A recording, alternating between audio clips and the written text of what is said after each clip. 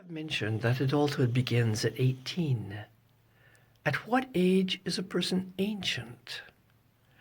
What birthday is your last as a person of a certain age, after which you are anciana?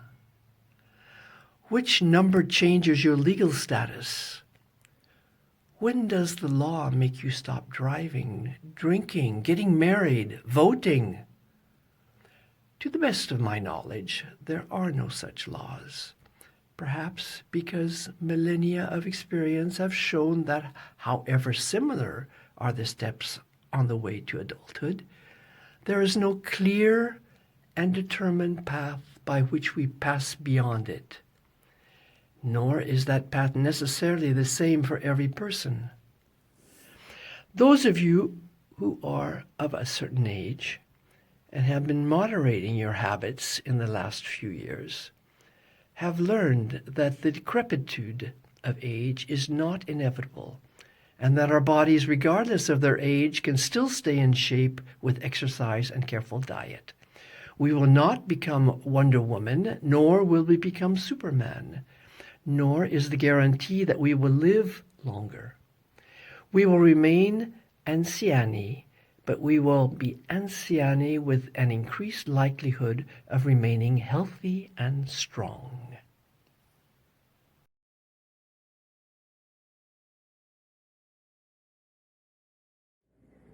Femme, quel est ton nom? Je ne sais pas.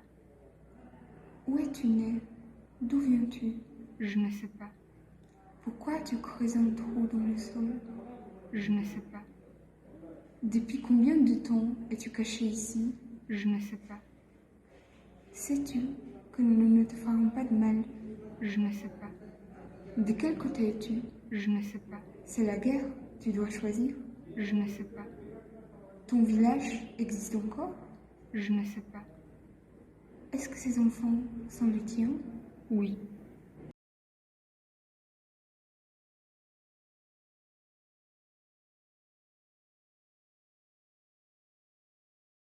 Mon père, lui, est assis sur son canapé favori. Il sirote tranquillement un verre de thé parfumé au clou de girofle. Ayatou et Umaru, mes oncles, sont également présents, entourés de quelques amis proches. Ces hommes sont censés nous transmettre leurs derniers conseils, nous énumérer nos futurs devoirs d'épouse pour nous dire adieu. Non sans nous avoir accordé leur bénédiction. Mounial, mes filles, car la patience est une vertu, Dieu aime les patientes, aujourd'hui achevez mon devoir de père envers vous. Je vous ai élevées, instruites, et je vous confie à ce jour à des hommes responsables. Vous êtes à présent des grandes filles, des femmes plutôt, vous êtes désormais mariées et devez respect et considération à vos époux.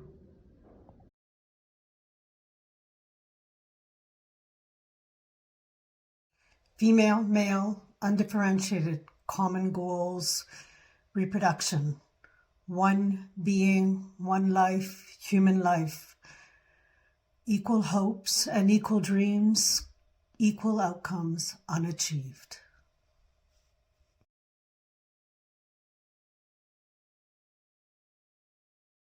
Neutre. Je ne suis pas un garçon, je ne suis pas une fille, il est comme une coquille. Je suis neutre, ni lui ni elle dans la tête. Je suis alternatif, comme le courant, rouge, bleu, vert ou jaune, sans carburant. Je suis ni elle, je suis ni lui dans la tête. J'aimerais lui donner un coup de jus, j'aimerais reprendre contact, mais sans prise, pas d'étincelle, pas de miracle. Je suis neutre, ni lui ni elle dans la tête. J'aimerais changer de planète, rencontrer d'autres êtres neutres, des neutres, et nous aimanter comme jamais.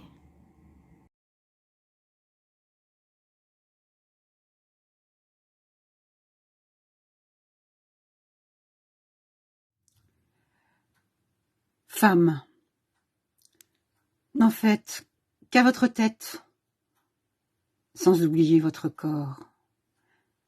Les têtes pensantes au masculin pluriel nous ont précipités vers des insomnies et des tempêtes intérieures. Choisissez d'avancer masqué. Je rêve d'une révolution courtoise, au féminin pluriel. Je rêve, mais je sais qu'éveillée, je suis déjà prête. Si tu me donnes ta plume, si tu me prêtes tes ailes, elles seront miennes et ne seront que mes potentiels. Je parle aux audacieuses d'hier, d'aujourd'hui et de demain. Les Rachel, les Colette, les Camille, les Anaïs, les Louise Michel, et aujourd'hui les Angèle, les Zao, les Aya, les Loana et les sensibilités masculines de toi, Anthony. Dites oui, dites je, dites toi, dites us, dites together, dites niet, demandez por qué, dites more and more. Je veux, moi, des rêves sans compromis, ni mots dérisoires. Je veux des rêves sans été noir. Brittany Case.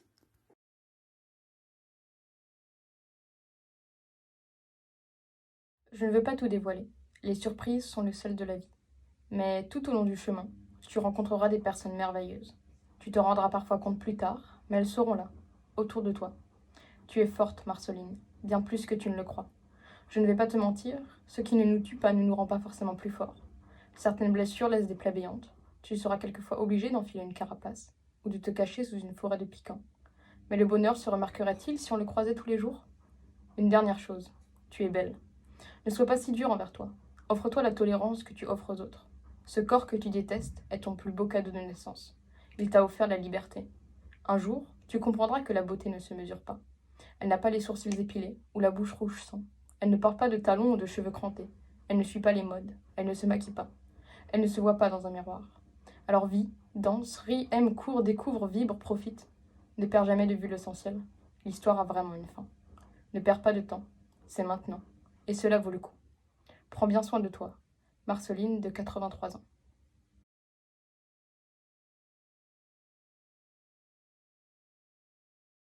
Femme. Femme du monde entier, montre ta splendeur plutôt que ta peur. Ton sourire plutôt que le pire. Tes talents plutôt que ton sang. Ton humour plutôt qu'un esprit lourd. Ta joie plutôt qu'un poids. Tes ailes plutôt que des querelles. Ton empathie plutôt que du déni. Ta générosité plutôt que la méchanceté. Et enfin, ouvre ton cœur pour que plus personne ne pleure. Car tout être humain doit vouloir le bien. C'était Éléonore.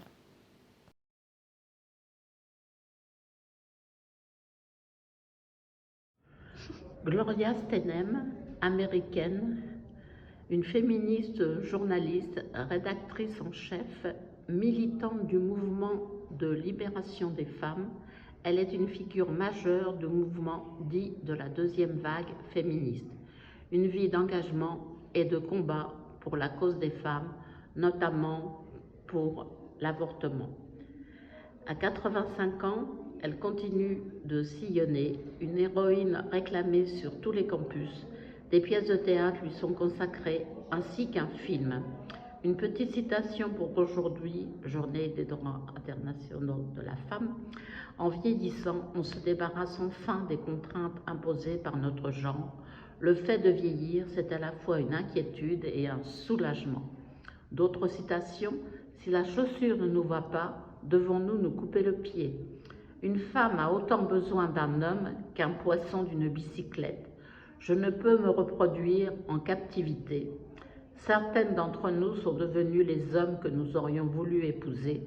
Sans effort d'imagination ou de rêve, nous perdons l'excitation des possibilités. Après tout, rêver est une sorte de planification. La vérité vous libérera, mais d'abord, elle vous mettra en rage.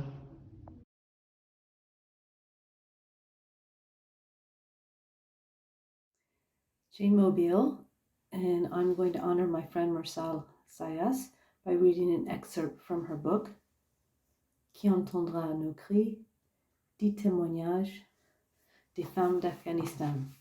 Page 181. J'ai payé d'un trop lourd tribut ma liberté, loin de mes enfants. Tous les soirs, lorsque ma tête se pose sur l'oreiller, je pense pourtant que la liberté vaut la peine, à tout prix. Pour ma petite fille, pour mon fils, pour toutes les femmes de cette terre et à tout le monde. Je ne souhaite que la liberté. Oui, la liberté de ne pas subir la souffrance, la violence, la tyrannie, les traditions malsaines et misogynes. À mes yeux, toutes les femmes dont j'ai rapporté les témoignages dans ce recueil sont des Simone de Beauvoir, à qui il manquait la liberté.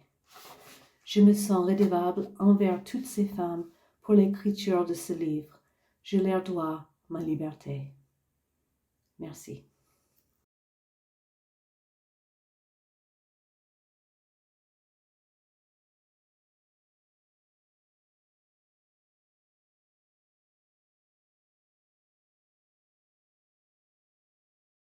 Je ne serais pas une femmelette.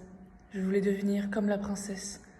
Celle-là, oui, c'était une femme forte et volontaire, comme un homme. Si au moins elle avait continué à crier. Après sa première crise de colère, elle se taisait maintenant. Elle prenait le thé avec nous, tous les jours. Elle nous suivait des regards, mais elle se taisait. Et ce silence était plus effrayant que les hurlements d'avant. Je devais, moi aussi, rester bouche cousue et écouter. Écouter Béatrice, peut-être, en suivant sa voix, comme le poète. Je pourrais découvrir la voix qui me permettrait de sortir de cette forêt, de soie, de marbre, de sourire et d'or.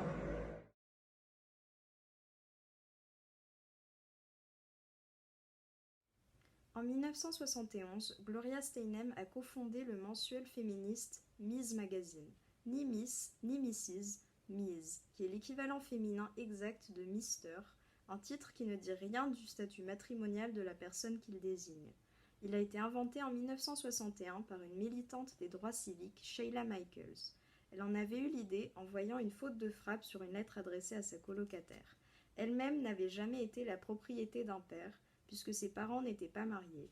Elle ne voulait pas devenir celle d'un mari, et elle cherchait un terme qui exprime cela. En rappelant l'histoire de ce mot, en 2007, la journaliste du Guardian Eve Kay se souvenait de sa propre fierté le jour où elle avait ouvert son premier compte en banque en s'inscrivant comme Ms. J'étais une personne indépendante avec une identité indépendante. Elle encourageait les lectrices à faire de même. Choisissez Miss et vous voilà condamné à une immaturité infantile. Choisissez Mrs et vous voilà condamné à être le bien meuble d'un type. Choisissez Ms et vous devenez une femme adulte pleinement responsable de sa vie.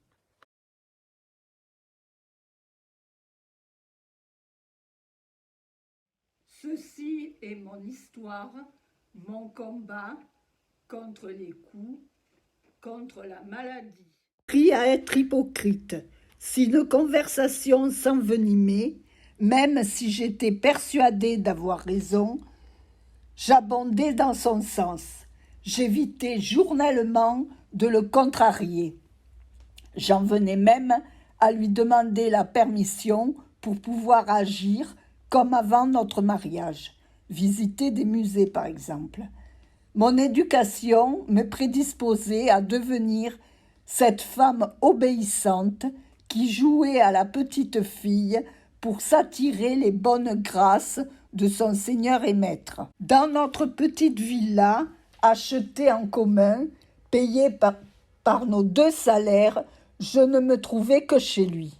Dans toutes les pièces, il pouvait surgir à l'improviste et me faire une scène. Plus grave, il pouvait me frapper. Dans cette prison sans barreaux, je me sentais enfermée constamment par la peur. La crainte de lui déplaire, l'angoisse d'une dispute, la terreur d'un coup possible emplissaient constamment mon esprit. Dans nulle pièce de sa maison, je ne me sentais chez moi et à l'abri. J'étais paralysée par la lancinante et continuelle pensée d'oublier quelque chose, de rater un repas, d'être en retard.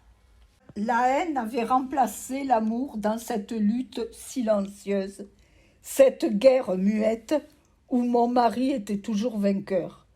Ma propre famille lui donnait raison et me prêchait à moi, leur fille unique, la patience. J'ai divorcé, j'ai vaincu. Grâce au voyage, aux visites des musées, à la contemplation des villes, je pouvais échapper à la crainte de la mort et en rassemblant un bouquet changeant, varié, magnifique, les émotions qui m'avaient causé les différentes œuvres d'art, je faisais provision de courage, de détermination pour guérir. Je n'ai pas seulement pour l'art de l'admiration, mais de la reconnaissance, car dans les moments de doute, de retour au centre anticancéreux ou chez moi, l'effet curatif de l'art persiste et parvient à colorer les journées grises des teintes roses de l'espoir. Pour ces femmes de l'ombre qui sont mes sœurs, je ressens de l'empathie, voire de l'affection. Je reprends le titre d'un recueil de Supervielle, Les amis inconnus, en les désignant toutes comme mes amies inconnues.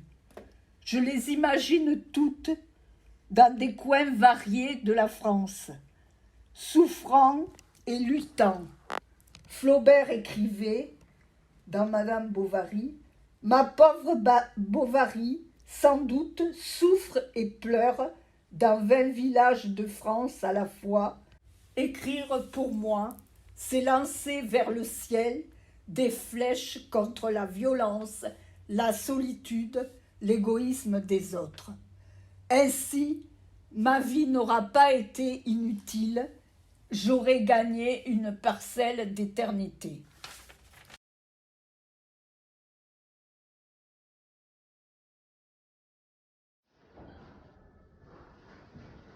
King Kong Theory de Virginie Despentes. Suite à un viol collectif pendant son adolescence, l'autrice a choisi de se prostituer occasionnellement quelques années après.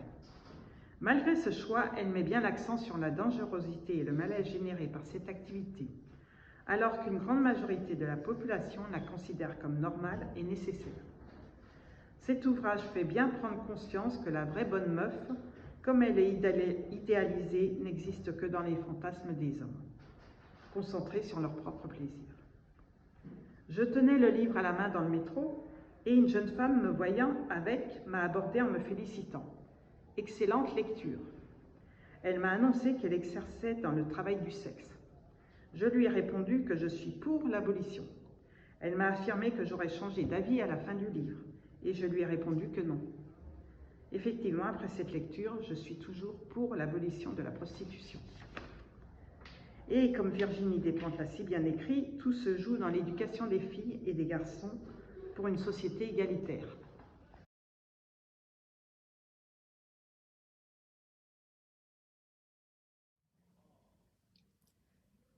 The fears of making wrong choices, making the clouds turn gray, dislikes, meanness ambiguous, the rayon of pink, rising up to the steeple for unpaid creative work, and also imagining being overheard, so uncontrolled, awkwardly close beiges, as if I were to sing for survival. The quantum conspiring of the universe, dressing the wrong, not just a fallen rhinestone, somewhere, to a direction, a person, a love.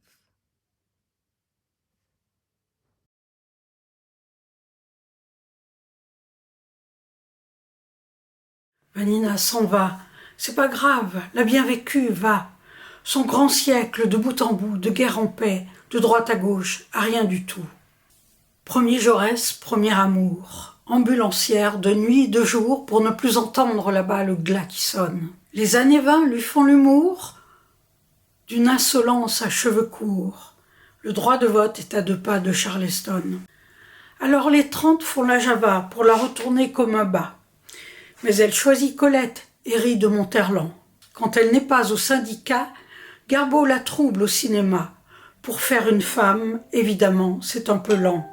L'été 36 est populaire, mais en congé, chez les Ibères, brise son rêve et c'est la grève où vient s'échouer son désespoir de plein hiver. Quand l'an 40 se perd en guerre et qu'il faut bien que nagent ou crèvent les bafoués. Alors en dépit des képis, la voilà qui passe au maquis des lettres lentes de menaces, jusqu'à ce jour de Normandie qui la débarque bien en vie sur le quai des années 50. Le temps passe. Quinquagénaire à Saint-Germain, qu'on déchante les lendemains parce que l'Empire français salope les droits de l'homme. Mais un printemps estudiantin l'a fait rejouir de son latin chez les salopes à la Sorbonne. Vanina s'en va, c'est pas grave, l'a bien vécu, va. Son grand siècle de bout en bout, de guerre en paix, de droite à gauche, debout.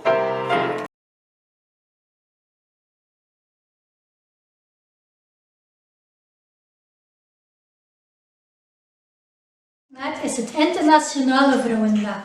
Deze dag wordt elk jaar gevierd om de bijdrage van vrouwen op verschillende gebieden te erkennen en te waarderen. Aanvankelijk werd de dag gevierd als Internationale Vrouwendag om protesten van vrouwelijke kledingarbeiders in New York City in 1908 te herdenken en die betere omstandigheden en stemrecht eisten. 8 maart is nu een dag om de sociale, economische, culturele en politieke prestaties van vrouwen over de gehele wereld te vieren. De viering gaat echter niet alleen over het erkennen van prestaties, maar ook over het vergroten van het bewustzijn van de voortdurende strijd voor gendergelijkheid. Dit is nodig omdat vrouwen nog steeds te maken krijgen met discriminatie en ongelijkheid in veel aspecten van het leven, van onderwijs en werkgelegenheid tot gezondheidszorg. Dit betekent dat vrouwen gestimuleerd worden om hun eigen kracht te ontdekken en te gebruiken, om hun eigen leven en dat van anderen te verbeteren.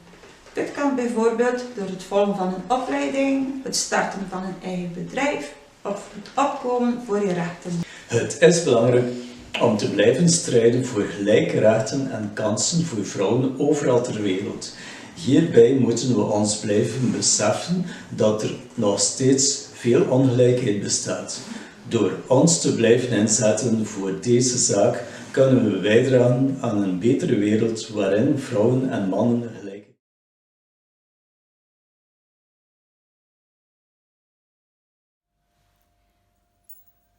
Je m'appelle Caroline, j'ai 19 ans et je suis franco-américaine suédoise. J'étudie ma première année de physique appliquée à Lund, au sud de la Suède. Comme une de 30 filles dans une classe de 110, ça peut donner l'impression qu'il faut justifier sa place comme futur ingénieur. Mais quand ils ont annoncé que la dame franco-suédoise dans la salle d'à côté, Anne Lhuillier, avait gagné le prix Nobel en physique de 2023, je me sentais inclus. My name is Caroline, I'm 19 years old and I'm French, American and Swedish. I study my first year at university in applied physics in Lund in southern Sweden. As one of 30 girls in a class of 110, it can give the impression that we have to justify our place as future engineers. But when they announced that the woman that was holding her class in the room beside the one where I was, Anne Lhuillier, had won the Nobel Prize in Physics of 2023, I felt included. Jag heter Caroline, jag är 19 år gammal och jag är fransk, svensk och amerikan. Jag studerar mitt första år på teknisk fysik på Lunds universitet i södra Sverige. Som en av 30 tjejer i en klass av 110 så kan det lätt kännas som att vi behöver rättfärdiga våran plats som framtida ingenjörer. Men när de annonserade att damen som höll sin föreläsning i salen bredvid den där jag befann mig, Anne Lhuillier, som också är fransk-svensk, hade vunnit Nobelpriset i fysik 2023 så kände jag mig inkluderad.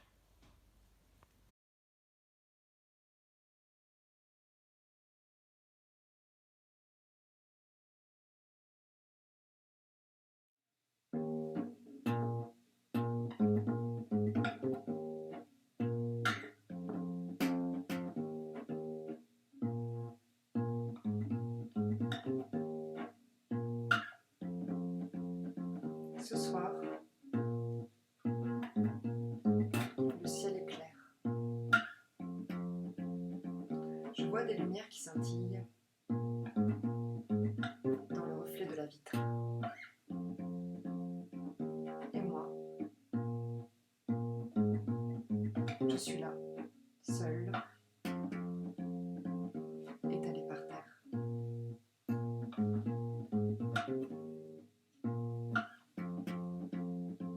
L'immeuble en face est allumé.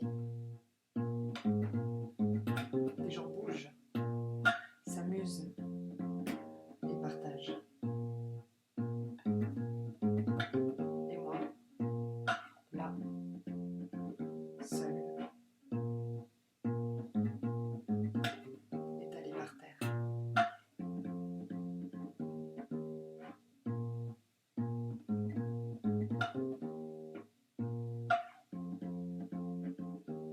Le vent souffle dans les branches. Les feuilles bruissent. Et moi, là, seule, étalée par terre.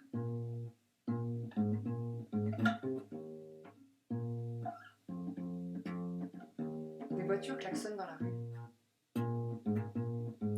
Les gens crient, s'insultent. Et moi, là, seule, étalée par terre.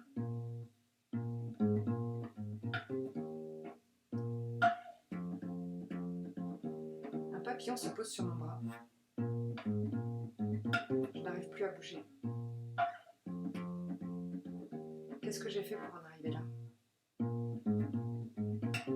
Moi, là, seule, étalée par terre.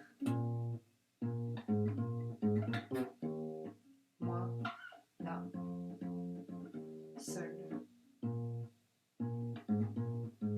étalée par terre. Moi, là, seule, étalée par terre. Moi, là, seule, toute seule.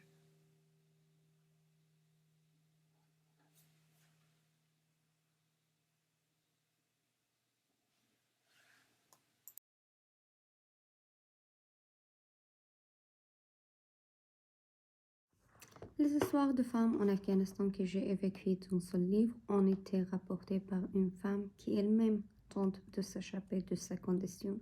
Je ne suis pas plus la jeune fille de 19 ans qui se marie pour être exemplaire, soumise et obéissante. Très vite, j'ai dû réagir pour survivre. Mère de 2 enfants, je suis restée relativement autonome. Au-delà de mon histoire personnelle, j'avais le cœur de faire part du monde de violation des droits de l'homme par 10 ans dont j'ai pu être le témoin direct. Au fur et à mesure de mon analyse, j'ai enfin réussi à trouver la clé de voûte de toutes mes histoires, la violence. Oui, voilà. Le facteur camion à l'ensemble des expériences vécues par ces femmes et moi-même et il ne faut plus avoir honte d'en parler. Cette prise de conscience m'a permis de regarder ma vie conjugale d'un autre œil.